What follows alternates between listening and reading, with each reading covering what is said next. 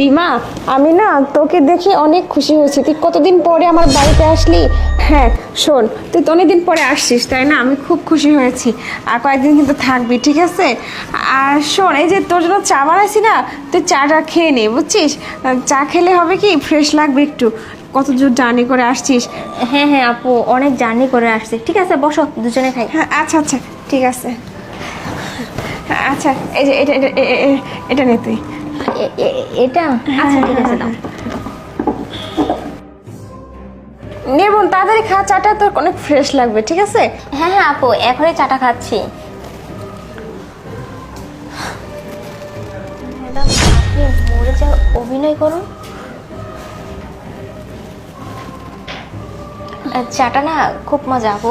হ্যাঁ খুব ভালো হয়েছে না? খুব ভালো লাগতেছে, তোর হাতে এতদিন পর আমি চা খাচ্ছি। কি রে লিমা, কি হয়েছে? না মানে মানে? আপু, এই শরীরটা খুব অস্থির লাগতেছে। কি ব্যাপার? জার্নি করে আসছি তো এর জন্য মাথাটা। আরে চা খাচ্ছিস তো ভালো লাগতেছে না, এরকম করে লিমা লিমা। যাক, কাজ হয়ে গেছে। আমার পথের কাঁটাটা এতদিনে দূর হয়েছে। তোকে চা নয়, আমি তোকে বিষ খাইয়ে মেরে দিছি। কি ভাবছিস তুই, তোকে আমি বাঁচিয়ে রাখবো? না, কোনো দিনও না। শোন, তোকে তো আমি এখানে নিয়ে আসছি একমাত্র মেরে ফেলার জন্য। আমার বাবা মারা গেছে অনেক দিন হয়, কিন্তু মারা যাওয়ার আগে তোর মতো একটা আপদ বাড়িতে রেখে গেছে। তোকে ছোটবেলায় হাতে করে নিয়ে আসছে, অথচ আমরা তার জন্ম দেওয়ার সন্তান।